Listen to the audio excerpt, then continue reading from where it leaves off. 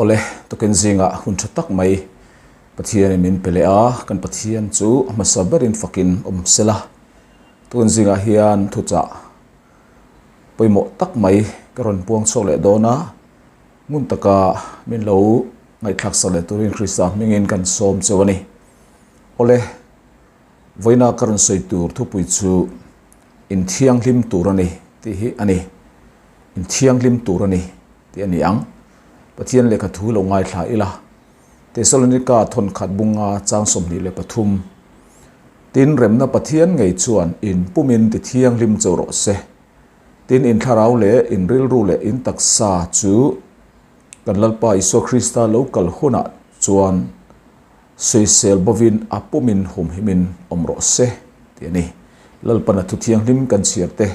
kan zatan atharin mal min som sak thero se ole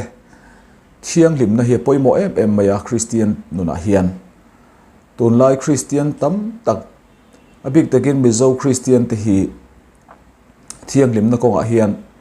kan tlacham em maya christian in ti si hianin bible ina min zirtir ang hian kan nung lova ma se chu ti chungchuan vanram kai kan tum theu boxia kan kalna tur vanram la chu sore reng alu don lo tia min thil anisia bollo chungle thiang lim lo tak chunga vanram kai in ring chu tianga christian in chal kan tam em mai ani chuwang chuan voina hian he thiang lim na chungchang hi thil poimo em mai ani a ngun takin helongai thlak sak turin kan som chewani ole amasa in thiang lim tur chuan enge kan hriat ma sak ngai kan ti chuan he kan taksa hi krista in athisenin atlan toni ti kan hriat angaya kan taksa kan rilru kan tharau apum puin krista ta ni to a krista na thisenin min le to ni ti hi kan hriat angai ni chumi kan hriat lo chuanin ma ni ta emokan in tia ma ni du dan da na ma ni thu nei na hnuaya oma mokan in tia chumi ne wang chon kan du dan da nin pathian po lo na po nei chong lo ti na po nei chong lovin du da takin kan mang thina chu chu poi em mai ani ole amasa in tlan kan ni christian min tlan to ani ti hi kan hriat apoi mo a tlan ti om zia chu anei tu masa ne na nei let le tura lak let le na ti te pon kan soi thayang chu om zia chu amasa in pathian in min siama pathian ta kan nia pathian kutchung om kan ni ma se suala kan tluk na wangin setana boya kan lo tang ta a setana kutchung kan lo tang ta a suta tang chuan lali so christian ama thisenin pa ma a chuan in thoi na min hlan saka chu krista in thoi na le in hlan na zara chuan setana kutchunga ta setana zela kan tan na ta chu min tlan chuak le ani ti hi pathian thuin min thil ani min tlan chuak le a ti chuanin chu min tlan chuak le nuwa chuan ma ni ta kan ni to lova krista ta kan ni to a christian kan tlan na man hi a kimin alo petlak to ani ti pathian thuin min thil ani petera thon khat bung khat chang so pakwa kan en chuan in thla tu te pek chon in omdan eng khoni loi lo lakata chu thil che thei tangka le rangka chakatlan in nilova beram no melhem lo le bollo kai lo anga krista ti sena tlan chu in ni e ti in melo thil ani chuwangin kan tlan na man hi aro pui em maya krista hianin min ngai lu in ama kut chuak kan ni hi min ngai lua setana kut chunga nung chang thalo takle bollo takin lo khosato ma ila pathian siam pathian an pui pathian ina angai hlut dana kha ala pa ngai rangani chumi wan chon pathian chu min mangai ema wangin min ngai hlut ema wangin athisenin calvary cross a min tlana kan suala zong lakata min tlan chuakin afapa mangai takrama min kai tira krista thi senzara athlona thiam chantina le athlona ngai damna athlona fa ni na ro pui tak mai chu min lo pe le ta setana kul chung ta kha min lo tlan chuak le ani ti chiang takin kan pathian thuin min thil ani chu wang chuan in he kan taksa ngei po hi tlan ani a kan rilru kan tharau apum pui mai hianin Kristan ama ta ni tunin min leilet le ani ti hi una du tak te kan riat chian masak apoi mo ni FSC bung ka chang sari kan en chuan athisen awangin ama chuan kan tlan na kan nei ani a khongai na nga ji ang zela kan bo chiat na te ngai dam na chu tin a khongai na awangin kan bo chiat na zong min ngai dama ama zara tlan na kan lo neya min lo tlan chuaka ata ni turin tlan na man akima pe in Christian min lo tlan chuak to ani ti min sila kolosa bung ka chang song pali kan en le chuan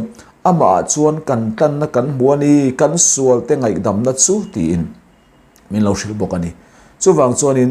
lali so Christian pa pathian ta dile turin setana ta nikum khwa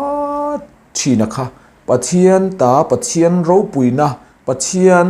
du zonga nung le turin Christian ama thisenin min lo tlan chuak le ani ti hi chiang takin kan hriani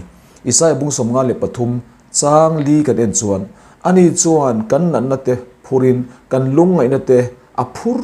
nge ya ni ma sela ke ni chuan pathian vuaka lungai na tlak buaka ti re theya kan ngai sia ni ma sela ani chuan kan bo chian na te awangin hliamin na oma kan kholo na te awangin vuak thitlin na oma kan thlamun na tura thunun na chu achunga atla ama vuak na volte chon ti damin kan om ta ti in min thilani avan ro puyam tromo pathian ming chu fakin amro se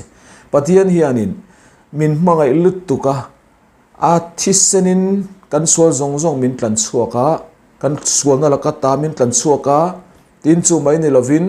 kan na zong aphura kan lungai na zong aphura chu kan dam na turin ani nang le kei tharau ru taksa a setana boyatang na rap thak tak mai se all na veitu kan ni chuta ta chu Calvary cross thi na mangin le athisen kan ta na ale buak na zara pathian chon kan sual min ngai dama athisenin min kan choka kan sual zong chu sual na nei lawa min ruat saka kan kholo na le kan bo chian na zong te chu bo chian na min ruat sak lovin min lo ngai dam to pa min lo tan chuak le top mai ni ti hi una du tak teu chiang takin kan hriat masak apoi mo ani ole he tlan na hi kan tharau chau ani lo wa kan rilru chau ani lo kan taksa apum puin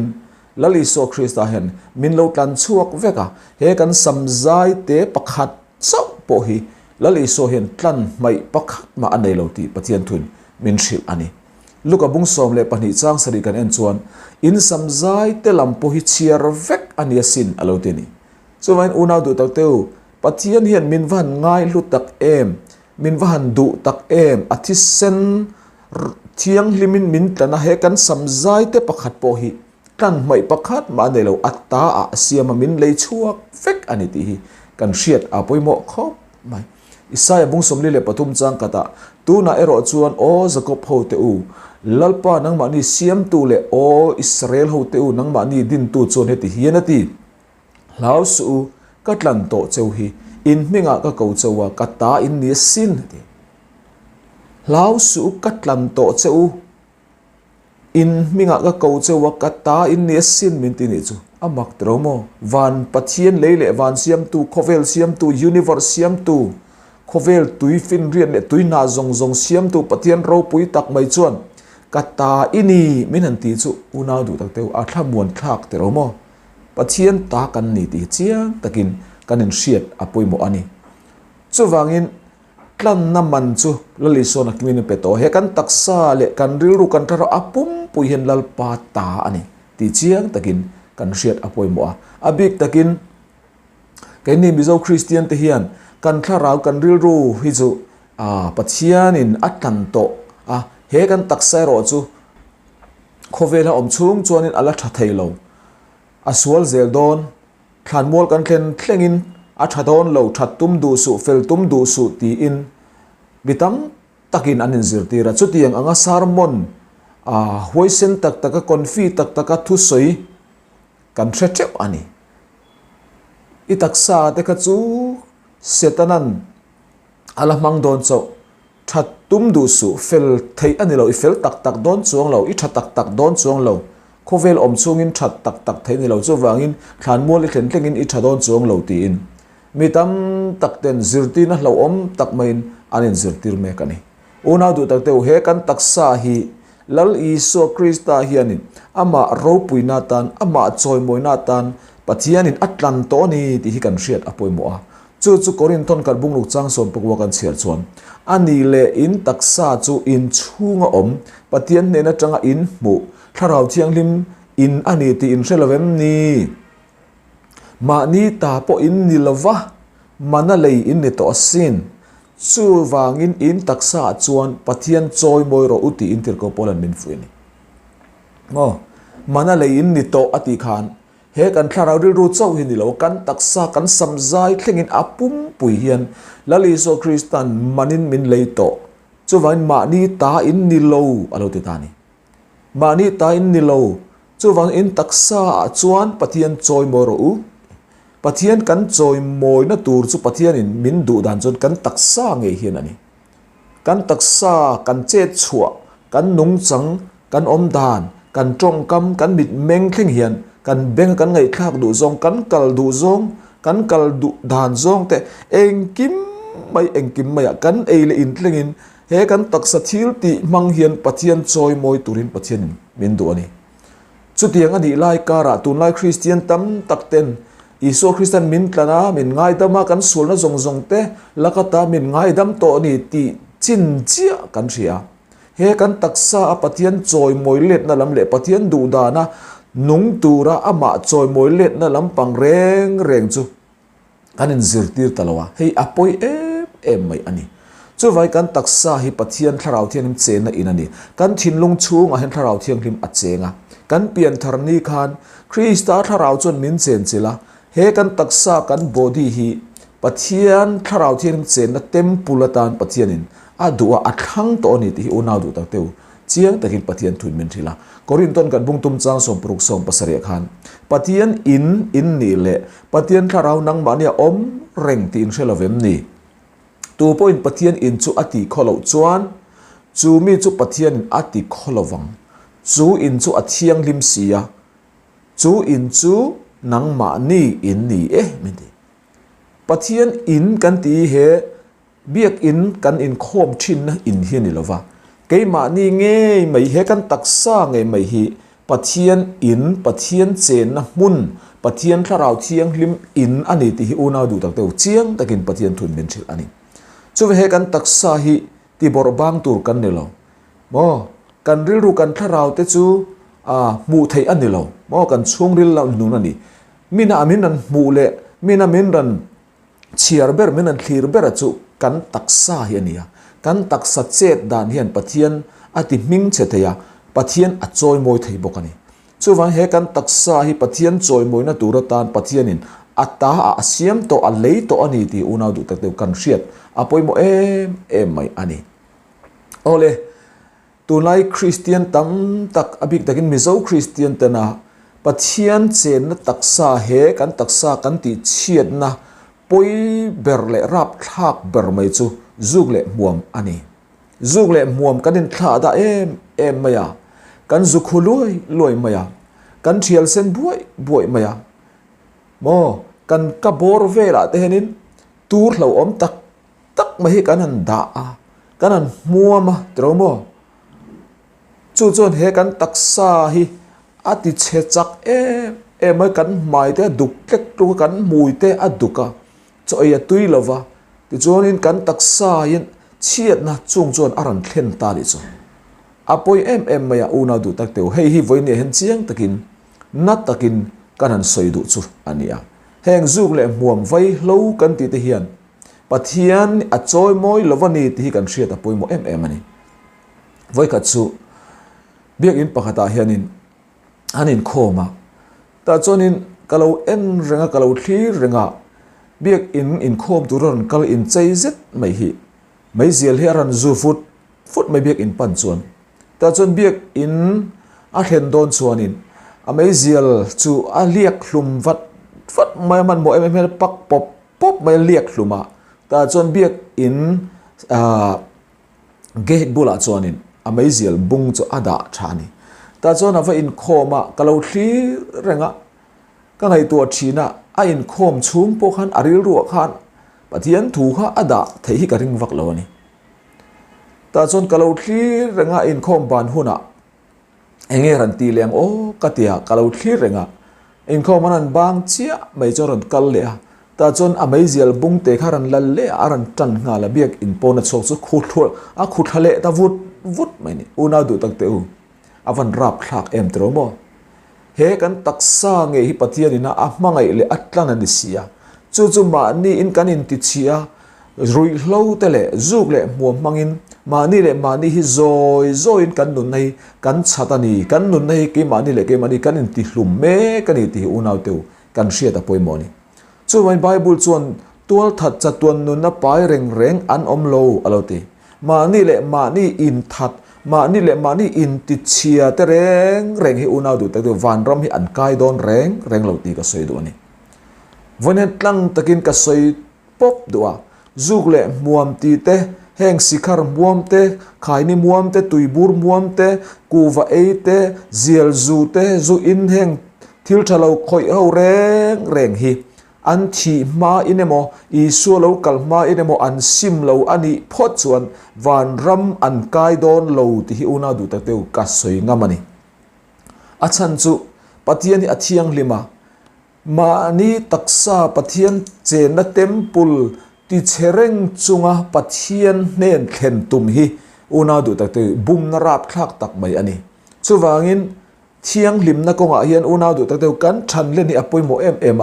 voina heng kan zuk muam te kan ei in thalo te kan kuwa ei te kan tuibur muam te heng sikhar kan muam te renga le sa da mo heng raja kan ti ang zong te voina hianin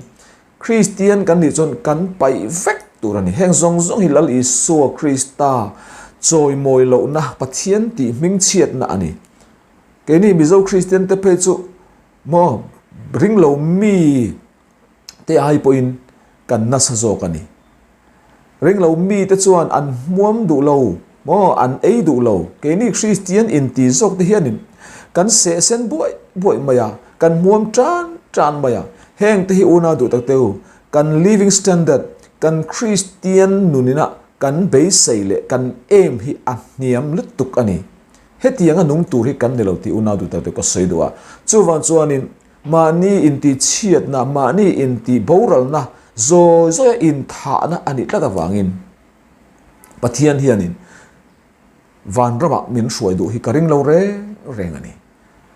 voine hen sim tur kan nei ni chuan voine hen una du tu he thu cha ilong ai tlaka tang hian lali so Krista mingin lo sim turin ka som du che ni I muam thin kha lalpan tuna hen sim turin na kauche isu khuk loi thin ka tuna lalpan sim turin na kauche tu ni sim hunani tu na isim lo ni chuan mo I thi thlenga izuwa I thi thlenga I muam ani chuan mo una du tak teu pathian hianin a chandam theilo reng pathian hian van a hruai theilo reng khatiang kha a chan chu ni jina kan chera khan in tharau in ril ru in taksa chu kan lalpa iso Krista local huna apuminati mo apumin soisel bobin omro seti a chan chu lali iso Krista mo tur te kan nia van a hruai tur te kan nia min hruai na tur van khopui Jerusalem ki mi thiang lim te khopui ania sol reng sual dum te zeu po chu ta chon alut don lo ani chu ta lut tur kan nia wang chuan una du tak teu chumia lut tur ni sia he taksa bollo tak maya in ti bollo chunga van ram lu hi una du tak teu Bible nen hian a in mil lo Bible hian a support lo ani una du tak teu voinia hian he thil bollo kan chin thalo tak te hi pathian mingin sim turin ka som du chewa Christian athisena atlanto he taksa thiang lim takanung tura adua hi una du tak teu thil thalawa kan sai hlum le kan ti chiat me khi lali suam mingin sim turin ti tak zetin ka som du che ani tin ashim shimin heng thil thalo ti reng chung hian van rama kan kalpo min lo phal sak te reng po ni sela ona te u van ram hinuam kan ti don lo kan han hoi kwal zu su nga mei zial dor kan zonga nga ku va dor kan zonga nga mo zuk muam dor kan zonga nga van rama chun chu tiang chu alo om don si lova kan kai rei pe lovang kan chuk thale mayang chu wang jun ona du tak te u van ram kan khen ma nge in he le ya hian van mi te nung chang kan lo put loka van nung chang kan lo nei lok vek angai zo kani chu wangin van ram kot chua khian kan han thatut don lo reng reng van ram kot chua kan han thiang lim thut don lo reng reng he le ya hian in van mi te nung chang kha van mi te nan ti angin le ya mi ten ti ro se ti tong trai dan min zel ti rang khan he le ya hian van khole tui kan ni na nung chang kha kan nun chua pui tur zok ani ti hi unaw tu ka soi du ani kan lalpa iso krista local le don chuta chuan apu ma soi sel bawa oma krista tan lo in ser thiang lima kan pasal tur iso krista tana lo in vong thiang lim tu te chau hi lalpa in vana a ruai don ani te khin na tan han soi ta ila mi pa kan lo ni a nupui kan lo nei dona kan nupui tura chu kan huala man le mol engkim kan pe vekto kan pe vekto maro chu kan inpui alaran loi lut lawani man kan hlan vekto kata ni to ni ma se kan inpui alaran loi lut lo mo loi hun ala thleng lawa khami in kara khanin kata ni torak tura ka siam to aman po ka pek vekto mei chia khan keima min patsanin tlangwal dang mo lo se tlangwal dang la ka lo uire in mo lo rin om lo ta sela kan hupuya kala lut duangem du don lo kata ni turin kat man mual engkim pevek to ma ila kata na lo rin om lo chun ka in chunga kan hupuya ron loi lut tur hian ka roi lut don reng lo una tu chu tiang chung ania voine hirin iso kristan anupui ni turin man le mual kha calvary cross a tlan na man so aran perfecto ata min siam to ni chu ata kan ni to chon kan pasal tur min ran suaya a in puya kan han loi lu ma lo zong heleya kan taksari lu tharau hi apu ma soi sel bawa kan inti thiang lima krista mo ni om renga ril ru le tharau taksa tlenga lo in ser thiang hlim tur kan nia chutianga lo in ser thiang hlim chuang si lo rin om lo sana khovel bol hlo na tin reng ne lo in chia pia chunga kan lo khosa ani chuan kan pasal tur iso krista local huna hian chutianga khovel la ka lo ui re te chu van khopuya anupui thiang hlim ni tur hian min lom lu min roi lu hi karing reng lo ani chu vain una du tak te u laliso krista local huna vana ruai tu te hi ni thiang lim te an ni don ti hi chiang takin kan riani chu wangin voina hian heng thil thalo chi rang kan chin thin te kan ti thin te hi lalpa in sim na hun tha min pek la hian isimang u ikal sanang u papa khatin zial ka ngayati pian tharna po om chong lovin kan ngei ta chon ka taksa vel chu kan in dapakan in met vela na rengalo om lo atu ka an ngei le an dap len met le vela na pak ma lo om lo ti una du tak te heng zial te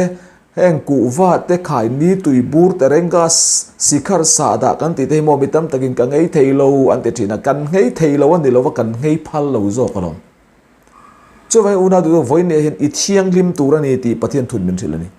nang ni in thiang lim turani ke ka thiang lim sia in chet zia zong alo thiang lim ro in ti apiang a pathian ro puina tur hlirin ti ro min lo ti ni chu wangin he thiang lim na hi abik takin bezo christian te hian kan mamo em maya kan in kha da kan poisak kan nei lo wa du kan tia hei hi pathian thukal tlak le lal isua ti lom lo na tharau thiang lim ti lungai na mai ne lovin ti vuina ti mi na ani chu wangin una du tak teu heng thil thalo tin re kan chin hi isimang ukhai lali so hna in lanang u lalpa min tran puiro keima chon har sa ka ti ani khongai takin tia pathian ne na kanin hlana sim du na tak tak ne na pathian kan pan chuan tharau thian him tran pui na zara kan sim nge don ani ti hi ka soidu ani kan thupuya in thiang lim turani atiang khan tharau thiang lim tran pui na le lali suwa ne in hlan na a hne na tran pui dil na nen he kan taksa nge hi ran ril ru kan tharau apum pui hian i vong thiang limang u ti hi pathian mingin ka som du chawani athu kan sui telal pan kan zatan atharin mal min som sak thero se amen